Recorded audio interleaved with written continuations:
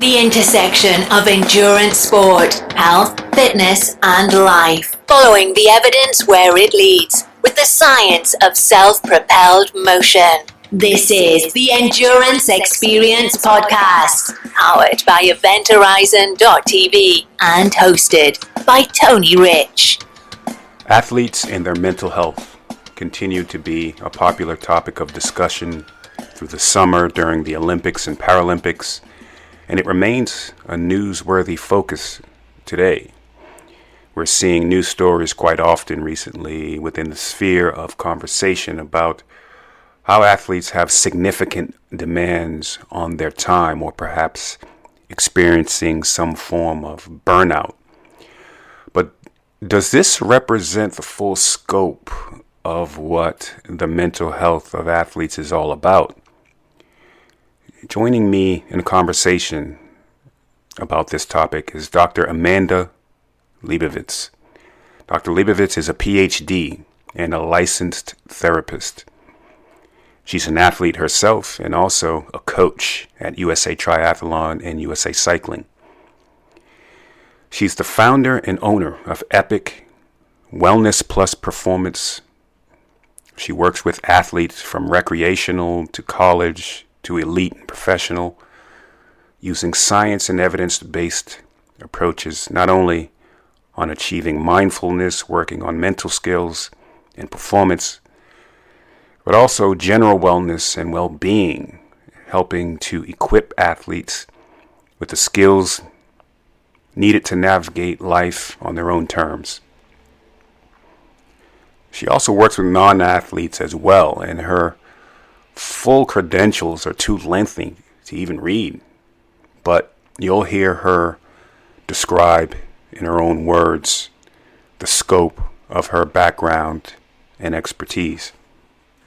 So we talk about the recent and frequent descriptions of athlete mental health in the media, and you'll hear Dr. Leibovitz's position on what she believes represents the full scope of the challenge in helping athletes above and beyond demands on their time or burnout. We talk about the competitive drive of the athlete to compete and succeed, and ways to ensure this drive doesn't manifest itself in counterproductive anti-patterns in the life of the athlete. And we talk about social media and social influence. We spend some time on this because I wanted to get Dr. Leibovitz's professional opinion on a protocol for the athlete on dealing with the 800-pound gorilla of social media and social influence. Lastly, we talk about her strategy at Epic Wellness Plus Performance and how coaches can build out their athlete psychology resources and networks for athletes. I hope you enjoy the conversation. I won't keep you in suspense any longer. Without further delay, I give you Dr. Amanda Leibovitz.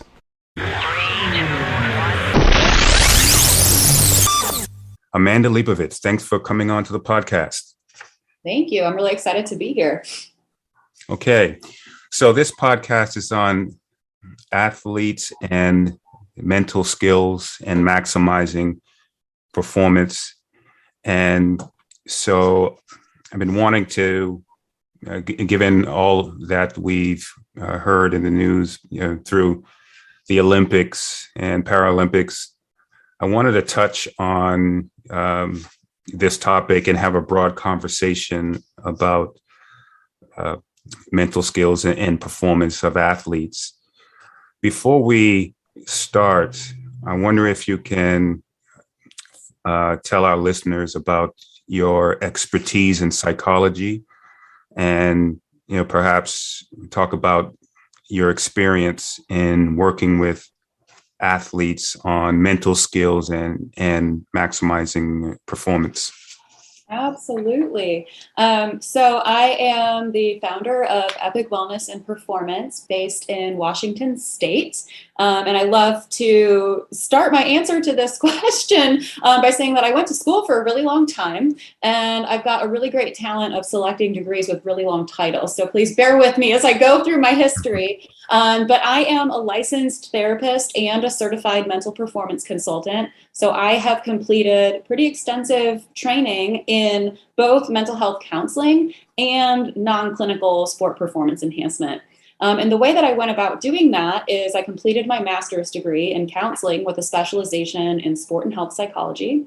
And during that program, I had a couple of really great internships, one of which was with a clinic based in Chicago, where I got to work with a lot of Division I athletes and also a lot of what I call like non-mainstream sports. So things like figure skating, but also working with other performers such as musicians. And so it was a really neat experience that drove home the point that I still hold true to this day, that it's the same set of skills, and how we use them is what changes based on the person, their goals, and the sport environment that they are engaging with. And so after completing my master's, I got really involved with the paratriathlon community and the military adaptive sport community, first as a coach. So I'm a certified coach with USA Triathlon, USA Cycling, and USA Paratriathlon, and had really great experience working very closely with these athletes. And that sparked my true passion for figuring out, how do we serve all athletes, regardless of their age, ability, competitive goal, experience level, to really achieve their full potential in sport. And what I mean by that is, how can we help them clarify the goals that they have for themselves? And how can we help them get from point A to point B, and then C and D and E and F, in a way that aligns with their values and goals? So it's a very athlete-centered approach. And so that led me to my PhD program at the University of North Texas, which was a doctorate in educational psychology with a specialization in the psychosocial aspects of sport and exercise.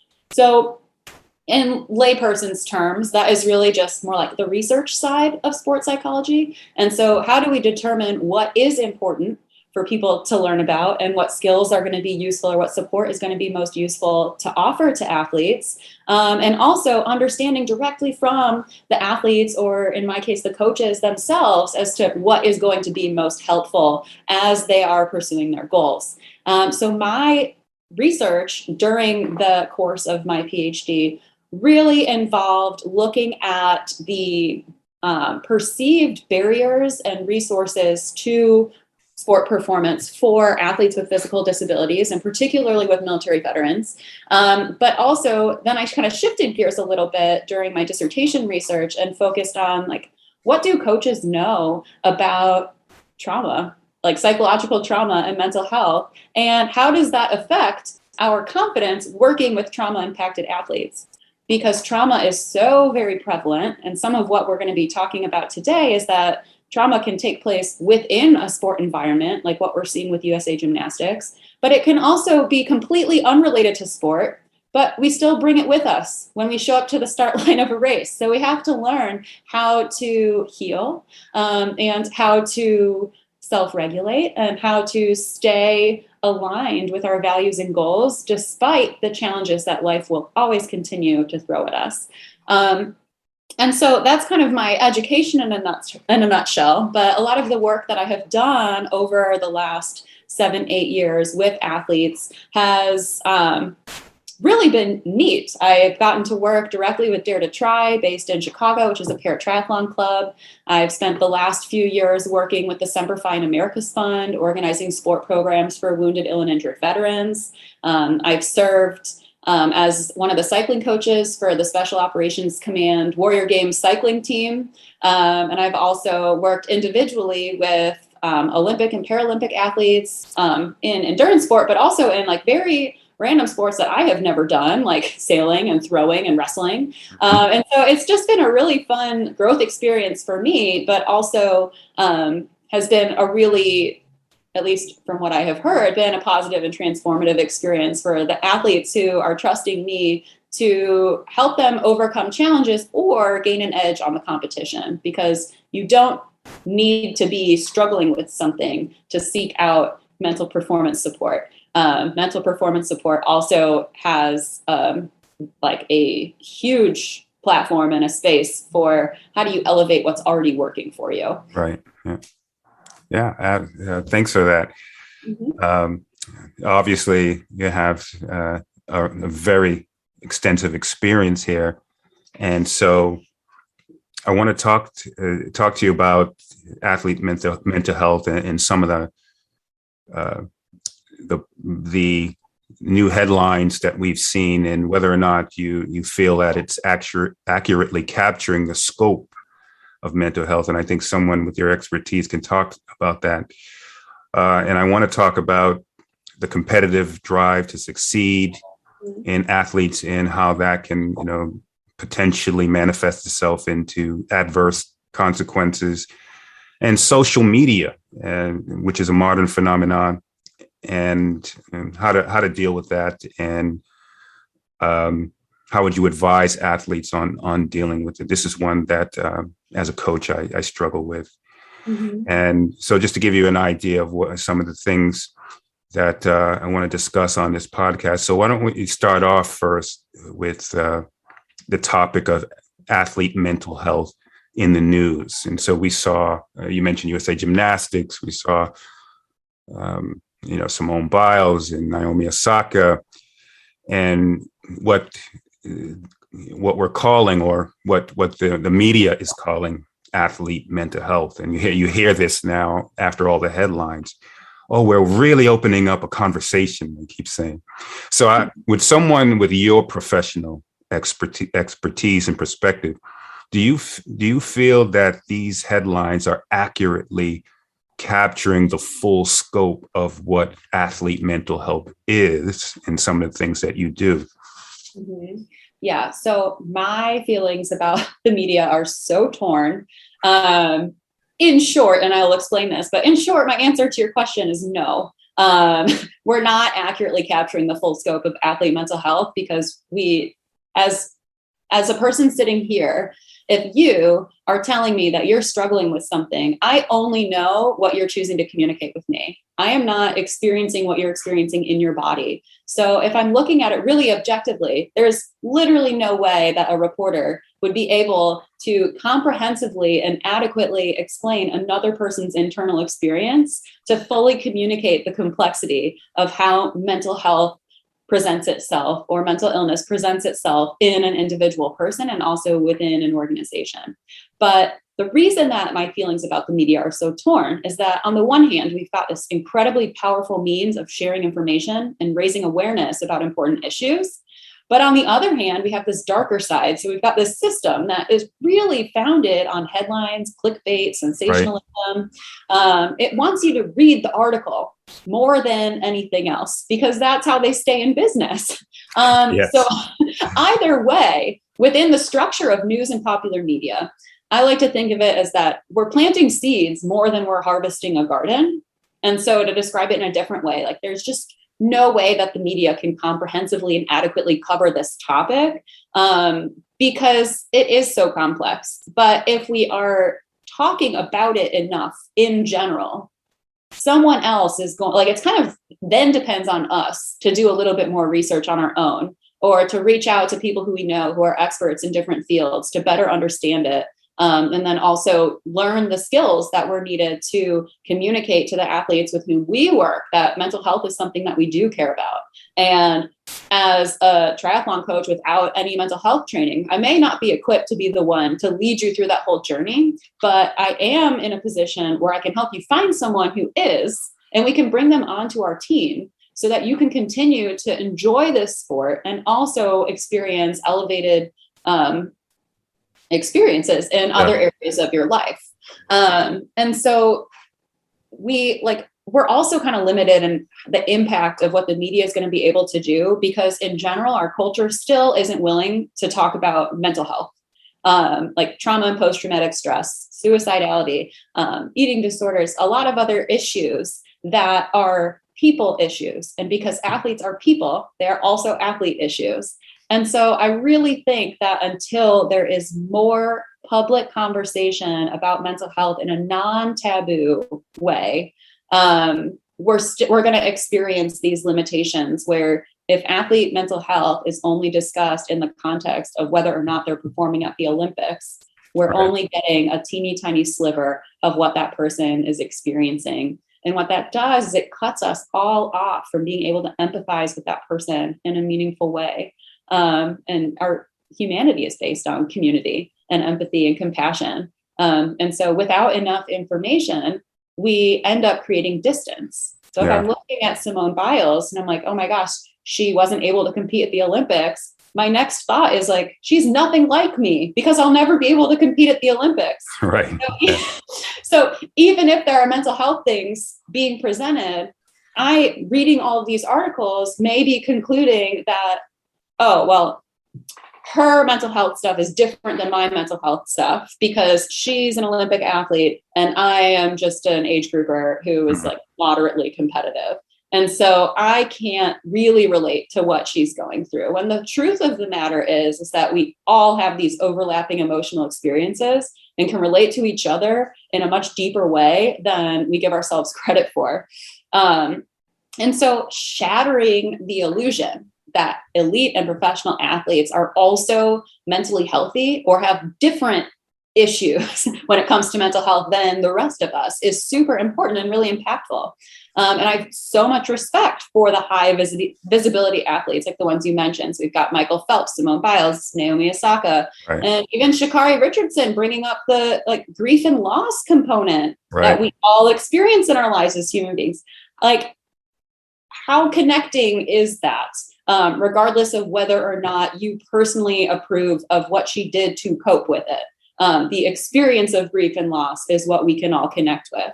And so, and all of the other people, the rest of the gymnasts who are speaking out against Larry Nassar, all of the swimmers that spoke to the injustices that they were experiencing, and just the general public. But having all of it brought to our attention that world records and gold medals do not make a person immune from the challenges of life is an incredibly powerful message. Yeah. And I think I thought you were going to say something similar to that. And I feel like the media is sort of oversimplifying it. They're simplifying it to, well, such and such athlete has a lot of demand on their time. That's what they're simplifying it to.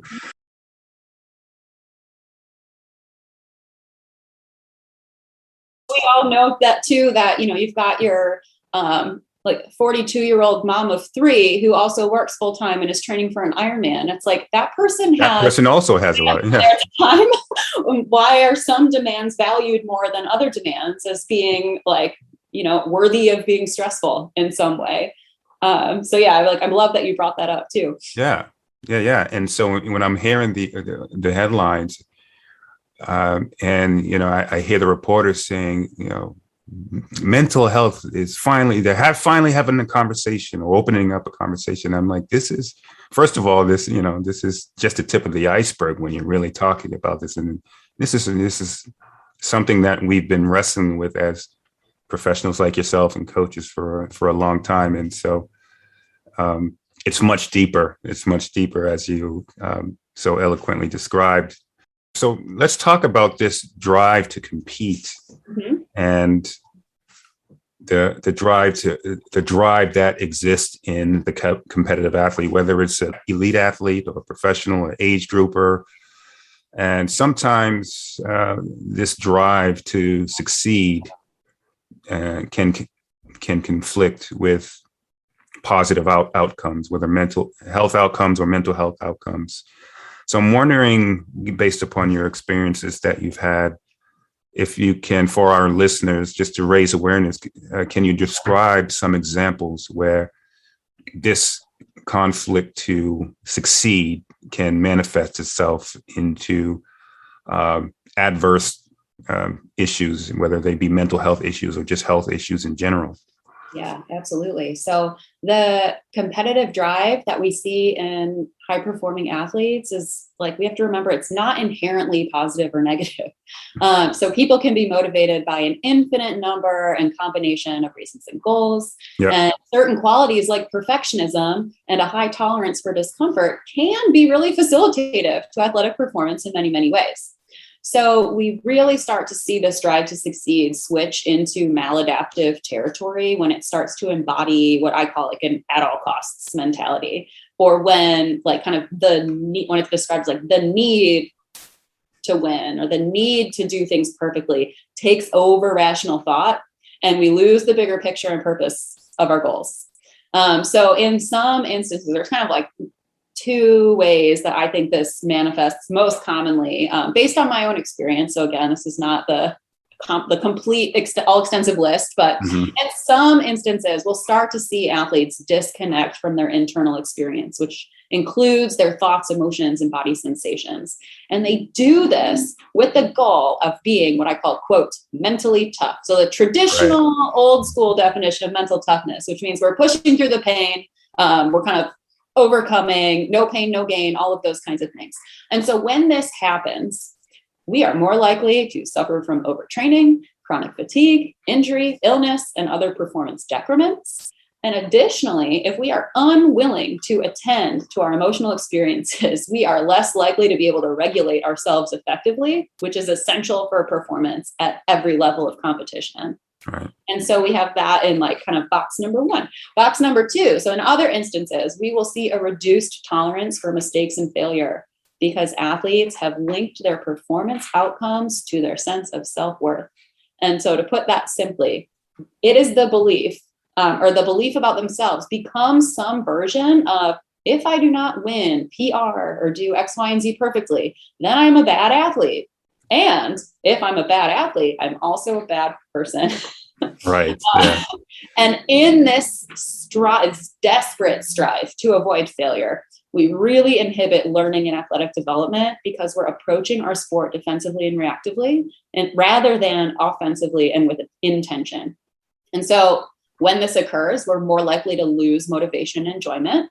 We'll experience increased emotional reactivity, decreased quality of relationships, and we might also start to experience symptoms of psychological conditions like depression and anxiety. Yeah. And so we could probably spend this whole podcast discussing only this topic. A really deep dive into best practices and recommended approaches is a little beyond the scope of what we have time for today, but a great place to start is to look at your goals and motivation for why you are doing your sport, even the ones you wouldn't dare speak out loud to another human being.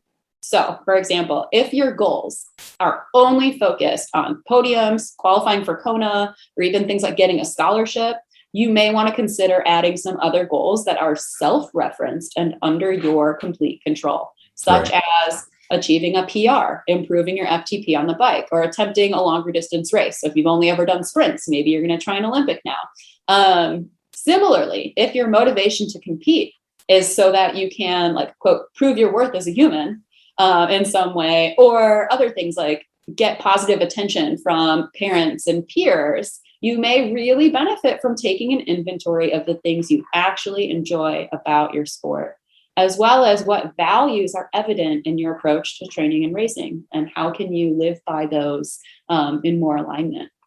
Yeah. And I'm working with someone now on this overtraining and bigger goals. I'm working with someone now who's an Ironman athlete. He's been my athlete for several years, and has finally, after several years of a lot of racing, just said, I don't have this one in me anymore. Right? She got to the point where it just got harder and harder to get the work in, harder and harder to get the training in. So, and some of this is what you just described, consistently reaching for bigger goals, and trying to work with people to come up with maybe the goal is not to win your age group or make the world championships. Maybe it's something different. Maybe you have to reset that goal so that you can still enjoy what you're doing and not feel like it's a chore. Yeah. Totally. Yeah. What you're bringing up, something that I'm sure a ton of your listeners also experienced some version of themselves, because I know that I have. And I want to remind every person here who is a coach that it is well within your rights as a coach to have someone explain to you why they're still doing something. And so the little formula that I tend to use is I share what I've observed. So we're sticking to observable facts. We're not saying you're not prioritizing self-care. We're saying, I've read in your comments that you're feeling really fatigued and that you're stressed a lot about completing your training. And you told me last week that you have a new promotion at work and that your partner is away and you are the sole caregiver for your young child. And it seems like, based on what I know, that it's going to be like this for the next couple of months until things settle down in the fall, like, their words, not yours. It's like, so when I'm looking at this, I'm having a hard time imagining myself enjoying training and the race experience. So can you help me understand, like, what's keeping you in this? Like, what are you hoping to accomplish this year?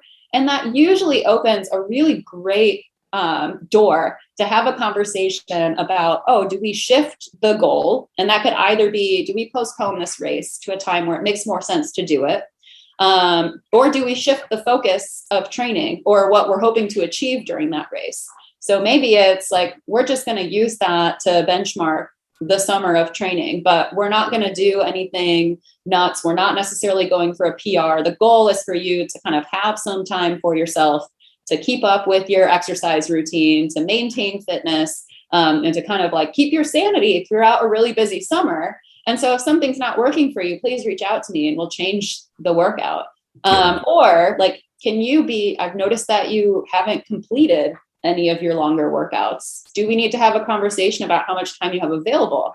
And we're having these discussions, like, not through the lens of judgment, but through the lens of, like, as a coach, I would rather know that someone only has 30 minutes on the weekday to do a training session, and for them to actually do that 30 minutes the way that I have structured the workout, rather than tell me that they have 90 minutes on a weekday and shorten it themselves or not necessarily do what's written, because it's not that that's wrong, but it definitely diverts from the purpose of that training week. And so it's like, let me know how much time you have so we can make the most of that time. Yeah. It may affect the pace at which we achieve some of these goals that you set for yourself, but at least, like, we'll both not be as frustrated as we both are seeming to be right now. And so really letting that athlete tell you what they need, instead of trying to, like, kind of summarize that or evaluate it for them. Yeah. Those are all great points that we can touch on as coaches with athletes. And what about wrenches that get thrown in the game, right? So divorces, bad breakups, and things like that after they happen, you can clearly see a difference in execution. You step back and say, you know what, maybe you need some time, or do you have them train through it? I mean, these are all the things that are question marks, right? So I remind him, like, let the athlete tell you. So connect to the humanness of whatever it is about that they're experiencing. So let's say it is divorce. You can say, instead of being like, your divorce is affecting you, because of course it is, whether you initiated it or your partner did or whatever. But, like, instead of saying, like, you're having a really hard time with this, I'm going to decrease your training. It could be like, gosh, I am putting myself in your shoes, and based on what I know, it would be so difficult for me to be motivated to get up and do these early morning bike rides. Like, I don't know if you're feeling the same way, but I did want to check in with you and see if there's any way we can tweak your training so that it stays a positive thing in your life, because you've got enough stress going on in these other areas. And that kind of is like, it's a lot easier for someone to say, yeah, I've been feeling that way. Like, you hit the nail on the head, than to volunteer that information out of thin air. And so this is a way that we really can embody a human first approach to coaching, because talking with someone about their divorce doesn't mean you're trying to be their therapist, and you're certainly not responsible for fixing the situation for them. And nor am I qualified. Exactly. But nor do I have the alphabet after my name as you do. Yeah, but, like, it does not require a degree to be a compassionate human being. Yeah, exactly. Oh, this is all great advice. And then obviously there's the, nutrition is always the one that is the wild card, especially endurance athletes have figured out through trial and error that,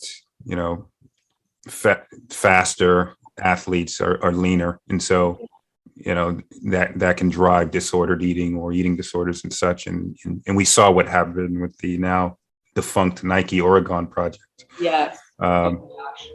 That's always one where,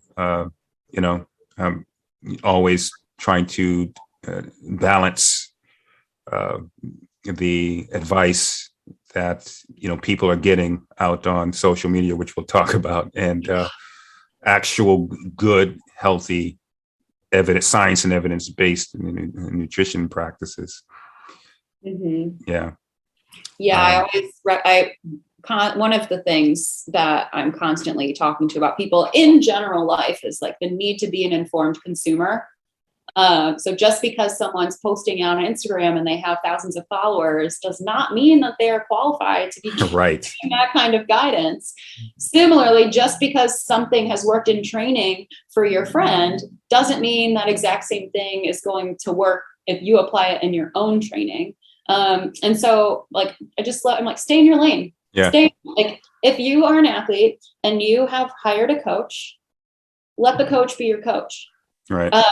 And that doesn't mean following along without ever asking questions, but there's a big difference. Like as a coach, to have an athlete come to me and say, hey, I found this article. Like, what do you think? Is this something we can try? Versus my friend's doing this and we're not doing that. And she says that her coach says that they're doing that because she's trying to PR and qualify for Half Ironman Worlds. And that's what my goal is. So why aren't we doing it? Yeah. Very, very different. Like I always am encouraging athletes to do their own research and kind of find things and really understand the why behind the method. And so sometimes that means they're going to find a post on Joe Schmo's blog that says eating 47 bananas a day is going to increase their FTP by 30%. Right. And that may cross your desk. And we want to remember that like we can assume positive intent most of the time because they're still paying us for a service. So they don't think that we're complete imbeciles. But like this person is trying to learn something or trying to understand something better. So what might that be? How can we get to the actual question? And like really set them up with some information or point them toward more reliable resources where they can get information that is credible, based in research and science, right, and all of that. I don't know about you, but something I get a lot is like, why am I not running an 80-mile week? I'm like, well, you're still improving on a 45-mile week, for the marathoners. Like, so why would we, like, my thought is that we're not going to risk the injury of adding more mileage if you're still improving. Of course. And then if the athlete is saying, well, this is something that I really want to try, like, then we would set goals and say like, okay, I'm really going to need some concrete feedback from you as to how your body's feeling, your fatigue levels, if you're noticing any pain that is different from just the discomfort of having a lot of volume. And so this is like kind of contracting. So it's almost like, okay, if you are willing to do these things for me, we'll try this option for training. And the reason I need you to do these things for me is because my job as your coach is to make sure that you are improving from a performance period, but that we are not causing you harm. Right, exactly. You further away from your goals. And to try to navigate the minefield of, well, so-and-so is doing the ABC diet. So, and they're really fast. So maybe I should do that too. And that's, the challenge there, which I want to segue into this concept of social media, which is a more modern phenomenon. And so there's the two-pronged, there may be more prongs that you might be aware of, but misinformation is one, obviously, that we just talked about, but also just the drive to try to keep up with the peanut gallery and show the peanut gallery that you're fast, fast, you're lean and you're fast, and you're consistently putting up faster times than everybody else. And so there's that social media. And this happens with age groupers and professionals alike, right? If people out on social media are saying, oh, you're the greatest of all time, and they buy into this pressure of having the followers. And so how are you, or how would you advise athletes of driving their social media presences, and at the same time dealing with the influences, whether they be negative or positive? Yeah. So carefully would be my short response. Yeah. But so like what I have encountered in my own practice has been more of like kind of dealing with like toxic social media environments. Yes. So of course, like we always encounter, and as an athlete myself, we see other people who are, racing or kind of doing the like, the cries for help or comfort, or the like, oh, look at how fast I am. I got these new shoes. Everyone else needs to buy these new shoes. Yes. And so it kind of like that toxicity can present itself in many ways. But if an athlete's social media, like their experience on social media is becoming toxic, the first thing that I advise them to consider changing their permissions. So making their account private, auditing who they choose to follow and what they're choosing to post, or taking a break from social media completely. But we also have to remember that many elite and professional athletes are obligated to participate in social media to maintain their sponsorships. And so it's not always an option to completely retreat from like Facebook, Instagram, Twitter, and all those other platforms. And so we kind of come back to what we were talking about earlier, where a great question to ask is like, what are you hoping to gain from being on here? If you're trying to establish your brand as an athlete or a public figure, like what kind of content are you going to be posting? What do you hope people leave your page knowing? And that can really help athletes figure out what kind of content to share with the public, because nobody is owed or is entitled to any details of your life or your training or any explanations for your performance, kind of except for your coach when that's appropriate. But even your coach isn't entitled to knowing everything. Right. And so if an athlete is choosing to engage in social media, we always can remind them that they are choosing to engage in social media. So if they have accepted the sponsorship, for example, they have agreed to have a social media presence. If they don't have a sponsorship to consider and they just want to be on social media, that is a choice, and they can always choose to not do those things. And so that sometimes can seem a little bit harsh. And then at the same time, it's also really empowering. And I like to look at it through that lens, and that like I get to control my social media presence and experience to a really high degree, depending on what platform you're on. Like TikTok, you have less control over what gets pushed onto your newsfeed just because of how that For You page works.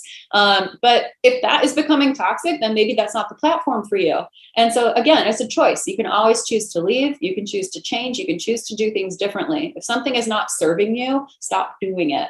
And so like that would be that in a nutshell. But the most general guideline that I will offer to anyone in any situation, so this is not only with sport, it also bleeds into the work that I do in like clinical mental health counseling. But like, if you are looking for some sort of validation on an issue, text a friend. Like, don't post it online.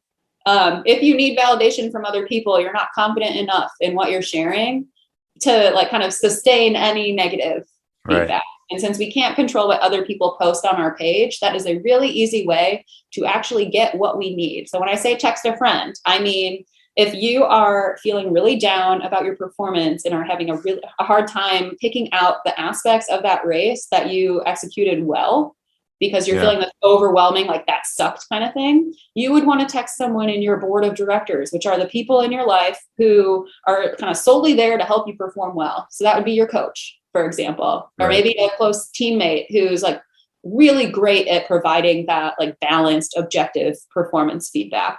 If you are kind of like feeling run down and motivated and burnt out and feeling like some parts of your life are out of balance, maybe that's when you text your like childhood best friend who is like the best cheerleader and really just listens to what you have to say and doesn't try to fix things and can give you what you actually need in that moment. Instead of posting it to everyone. Yeah. Most of whom are not going to be able to meet the need. And so that's just like a little gut check where it's like, am I sharing something to add to my presence, or am I sharing something because I'm hoping to get something back? I think that's some of it. And social media had created this sort of monster over time. And I found that athletes are looking for justification from their followers on their performance. I once had an athlete who, in the middle of an event, a long course event, pulled out a phone and started front running why they were having a bad race. So it's this increasing desire to prove to your followers that you are the greatest. And if you have a bad race, you have to go right on and front run why and provide the justification. And like you said, you don't owe anybody anything. Right. And it's like, if you are feeling empowered and wanting to share stories of vulnerability and failure and comeback, like, please don't let me hold you back. None of that is worth your well-being. So, and it's almost like, why is it wrong to not be a robot? You know, like, where did the expectation come from that like every race needs to be a PR? That like we're not going to encounter things that derail our races. So it's almost like, let's hold up the mirror here, because like I might be disappointed if I get a flat during a race and kind of miss my chance to qualify for Worlds, but I'm not like going to tell someone they're a cruddy athlete because they get a flat and they're like, things happen. The longer the race, the more opportunities there are for things to go wrong. But it's also like nothing is guaranteed. Like, we are not owed anything, period, full stop. The only thing that's different about race day is that you get a banana and a medal when you're done. Right. But like, the universe doesn't care that you trained for 9 months and followed your coach's plan to a T and made all of these sacrifices and investment to reach this goal. You wake up and it's Sunday, gonna go exercise a bunch. So it's like, there is no safety net. You can do everything right, so to speak, and you still are not guaranteed the performance that you've been working for any number of reasons. So how about we all kind of let go this, like, well, if I did this, then I deserve that mentality, and accept that we are humans. There is daily variability in training. So there's also going to be daily variability in competition. And there's like 7 billion of us. Yes. So like, it's okay if you have an off day. It's a snapshot. It's not the whole book. But like, I mean, ultimately, whether we are trying to get props from other people or we are trying to be comforted by other people, whatever we choose to post publicly, we are also giving other people permission to comment on. Mm-hmm. Yes. No one else is living your life. It's only you. Right. So we need to keep that perspective and like take public feedback with this huge grain of salt. Because it is very easy. What is it to be like the Monday morning quarterback? Yeah, I'm not like a sports person in that way, but it's like, it's really easy to criticize someone else's life and tell them what you think they should do when you're not the one who has to deal with the consequences. Yeah, exactly.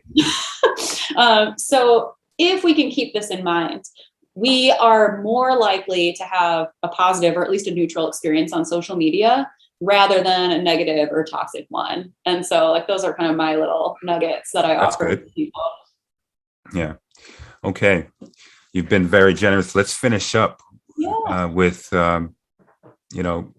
so how would you recommend that coaches like myself who have, built these coaching platforms over time, how would you recommend we better assist athletes with, obviously we don't have the expertise that you do, but how would you recommend we build out some resources? And I'm also curious to, what your strategy is at Epic Plus Performance. Yeah, so I'm really glad you asked this question because there are so many ways for coaches to expand their competencies and also like kind of stay within the ethical realm of like what you can do to better serve athletes at all levels of competition. And so the first thing that I would recommend is to create a map of your current referral network. And if you're hearing this and you're like, what the heck is that? Then start creating a referral network. So if you have people that you know in your community who are experts in a certain field, whether it be nutrition, physical therapy, chiropractors, sports nutritionists, even academic resources in your local community, depending on if you're working at the high school or level or collegiate level, and think about like kind of what areas you have covered and where the gaps might be. And as silly as it sounds, it's like Google people nearby, like find someone who is a certified mental performance consultant or a sports psychologist in your area and reach out to them on LinkedIn or send them an email, introduce yourself, say you'd love to learn more about how they serve athletes and if they would be willing to be someone who you might refer athletes to in the future. Same goes for mental health counselors, psychologists, psychiatrists in the area. And then all of those other kinds of sport professionals that I just mentioned. But like, as a coach, you do not have to be the expert at everything. Like do what you do really, really well. And of course, like continue to have that humble thirst for knowledge and the desire to expand your skill sets, but have this amazing team and network of resources of people who do their job really, really well. And like most people, if you are super passionate about what you're doing, you want to share it with other people. So it's never an annoyance or a burden when a coach reaches out to me and says like, hey, can I schedule a consultation call? I have to talk through some things that are going on with my athletes and I'm not really sure what to do next. Or they're saying like, oh, I work with the local volleyball team in the high school the next town over. Are you someone who I can send folks to if they're struggling with competition? I'm like, yes. And like, also let's have a coffee and a conversation. Like, I want to get to know you and what you're doing. Let's see what we can do to collaborate. Like, those are the best kind of people to have in your network because all right. You heard it here. I just set Amanda up in my network. This is happening. Exactly. Yeah. I love that.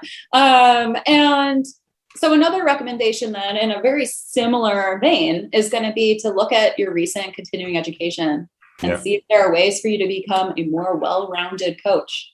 So if you're meeting that CEU requirement every 2 years by only looking at topics like how to train with power or periodizing training plans, those are all great things to learn, but you've learned them already. And unless there is a really significant breakthrough in that type of approach to training, you're probably learning the same stuff a lot of different ways. And there's a lot to be said for hearing things delivered in different packages.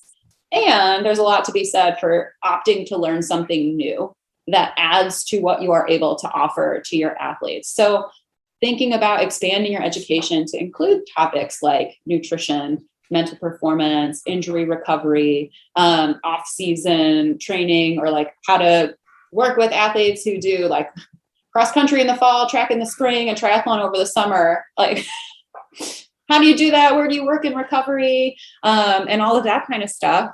And so like of note, a lot of NGBs that I have interacted with over the years have accepted continuing education units from like nationally recognized organizations in different fields. Really? So if you are thinking about completing a continuing education offering from the Association for Applied Sports Psychology, for example, USA Triathlon, USA Cycling, a lot of other organizations, they may not have that listed on that CEU thing, but if you send the coach education director or manager an email saying like, here's something I want to do so I can better serve my athletes, the little description blurb of it and saying like, ASP is saying that this is worth 2 CEUs because it's a 2-hour webinar. Like, can I count this? I've done this a couple of times and I've never been told no. So if you have a justification for how something is going to make you better at your job of being a coach and representing the profession with integrity and with like a very high standard of service delivery, they're more likely than not going to be willing to work with you. And then it may also open the door where that gets added to the list of approved CEU providers. And then other people in the coaching profession are like, oh, I wasn't even aware that this was a thing. And now they're seeing that like ASP is up there and they can have all these wonderful sports psychology coach education, coaching methods, team dynamics, like all of these great resources that may help them elevate what they're able to do in their, individual coaching business. Yeah, and every time we have to recertify, Mm-hmm. we're always doing the same thing, running around at the end of the year trying to get the CEUs. Yeah. And I always say, man, I wish there was something that I actually wanted, and then versus the stuff that's out there that I've done already. So yeah, I'm definitely looking. So about Epic. So this is the company that you built from the ground up. How many years? So I started it in 2015. We went by a different name back then. It was Threshold Performance Consulting, because silly me thought that I was going to only work with endurance athletes. And then very quickly was not only working with endurance athletes. So about a year and a half ago, I did a rebrand, and also kind of expanded it to include my mental health counseling practice. But the common thread that runs through all of the services that I provide is this mindfulness-based approach. Like, we cannot actually change anything about our experiences if we're not aware of what is happening. So this mindful awareness takes place without judgment. And this really is helpful for athletes, and particularly for endurance athletes, because it is kind of like, why are we trying to minimize our experience of pain, or telling ourselves that pain is not a good thing? Because I don't know about any of you, but like, I am always hurting if I'm like racing a triathlon. Like, it is not a comfortable experience. So if pain and discomfort is an expected, natural, normal part of the sport, why are we not learning how to relate to it differently rather than trying to like minimize it or ignore it? Because pain is a great data point. Mm-hmm. We know what it feels like when we are running at 5K effort and we are about to like red line and tap out, and we like know that it's like, yeah, it's going to be right after the finish line. I timed that out great. Like, we know what it's like to ride at VO2 max. Right. Those things hurt. It's a very different kind of hurt from when you like tweak your hamstring or or you're having digestive distress. And so the more we can start like tuning into the different experiences that we have internally. So again, thoughts, emotions, body sensations, and also what's going on around outside of us, we actually can elevate our performance, because we're investing a lot less energy in dealing with pain if we accept that it's going to be there than if we're trying to fight it or resist it in some way. So that's like kind of in a nutshell what happens with kind of the mindfulness-based approach, because the same stuff happens when I'm working with an individual who experiences like clinical anxiety or clinical depression. Mm-hmm. Like, what are you telling yourself is going on in this situation, and how much of that is like based in facts of what's going on, and how much of it is your brain jumping to a conclusion and you reacting to it as if it happened. Right. Because the same stuff occurs for athletes. Like, so any athlete who's feeling anxious at the start line of a swim has already concluded that the swim is going to be awful. Right. Yeah. And their body is reacting to that as if it's happening now, but it hasn't happened yet. So all of these things can be addressed with mindfulness. And it's why I think it's such a powerful and important tool for us to know, so that we can teach it to our athletes, but also for us to know as coaches, so that we can live our lives well too, and model the things that we're hoping that our athletes are able to achieve in their own lives as well. And so like, that's a little summary of my approach through Epic Wellness and Performance. What I do on the sports side of my practice is I can do individual one-on-one services with coaches or athletes, based on whatever your needs are. And that can be a couple of sessions. It could be a 6-month-long period of time. Or I also do like group workshops. So that could be like a 1-day workshop, a 3-hour workshop, or a multi-week workshop. And I also do some work with non-athletic performers. So business people, students who are trying to achieve in academia, and then like the musicians and other folks like that. So that's kind of me in a nutshell. Yeah. Wow. I like the service offering, and I think, there's a lot there that could help athletes and non-athletes. Now, how do people find you out on the web or social media? Yeah, so my website is epicwellnessco.com. And that is my Instagram handle as well, Epic Wellness Co. But feel free to shoot me an email, follow me online. I'm always happy to answer questions or schedule a consultation call if you think that something that I offer is something that you need or that one of your athletes might benefit from. If I am unable to do that, I know a lot of other really, really skilled mental performance consultants who may be closer to your local area or may have more immediate availability.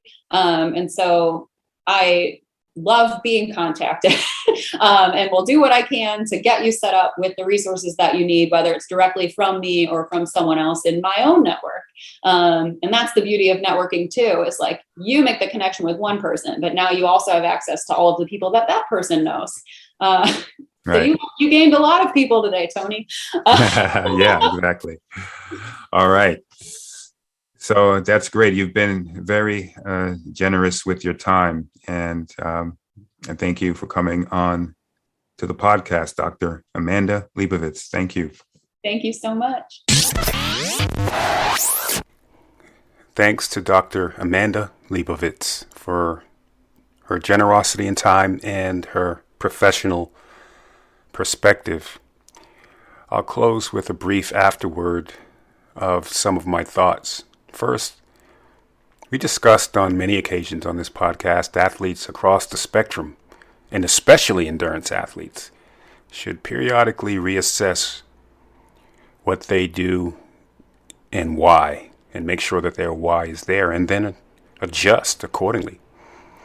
Dr. Leibovitz mentioned re-examining this and adjusting can be helpful just to ensure that what you're doing aligns with any new goals and responsibilities or challenges in your life. Long before coaching, when I first got interested in Ironman racing, some of you might have remember a professional triathlete named Peter Reed. He's an Ironman Hall of Famer, Montreal Canadian triathlete.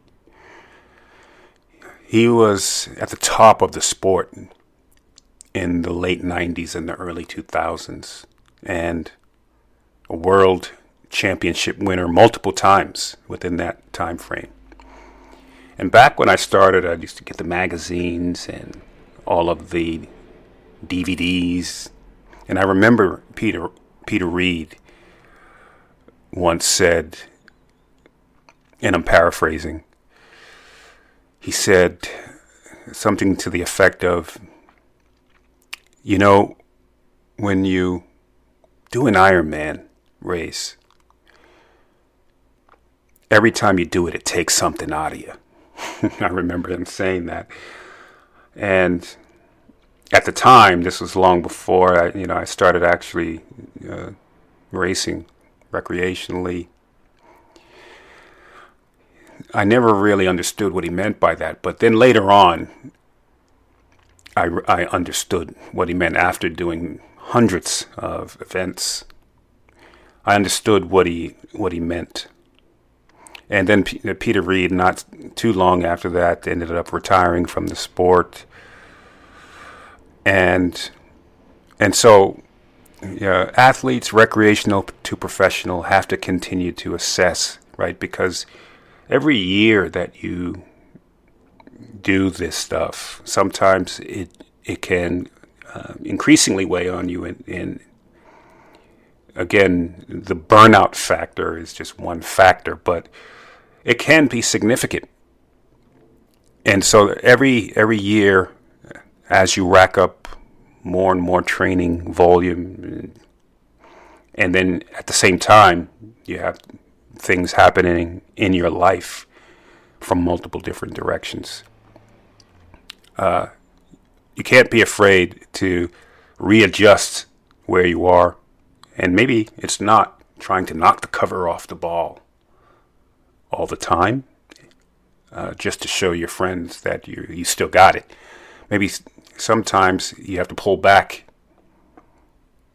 and change what you're doing so that you can enjoy the sport and continue to enjoy other aspects of your life and focus on some of the things that you may need to spend time on solving or improving in yourself.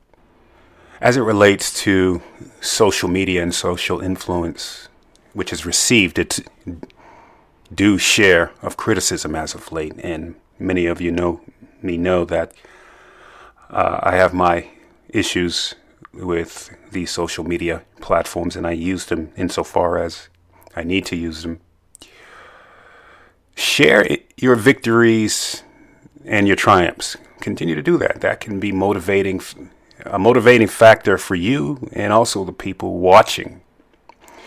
But remember, whether you think you performed well or whether you think you fell short, as we discussed on this podcast, you don't owe followers or anyone any explanation for your performance. Don't feel like you have to put on an idealized display or performance for people. And certainly try not to overshare too much personal information. I found the quicker you detach from the desire to keep up such performances, the better your life will be in the social media world. And for highly competitive athletes, performance athletes, it may not be a good idea to broadcast the specific details of your activity. I see this quite a bit. But there's a reason you don't want to do this. And you don't see many professionals or highly competitive professional elite athletes doing this, right? Because you don't want to tip your hand to your competitors, right? And if you work with a coach, they could also have reservations about that. Coaches generally want to keep their strategies and tactics that they employ with athletes close to their chest. Your competitors are out there watching, right? And if you're trying to compete with them, you may want to not want to show them the specific details of what you're doing. But as Dr. Leibovitz mentioned, most of the interactions are positive on social media. And those of us that have businesses and sponsorship responsibilities, you may always be somewhat tethered to social media.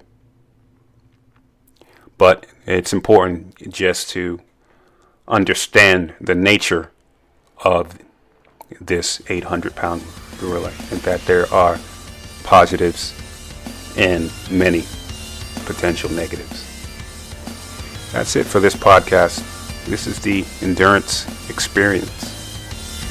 Follow Event Horizon Endurance Sport on Facebook, Instagram, and Twitter for training and nutrition programs and on-demand learning to become a member of our Endurance Institute, or for complete archive of podcasts, log on to our website, eventhorizon.tv.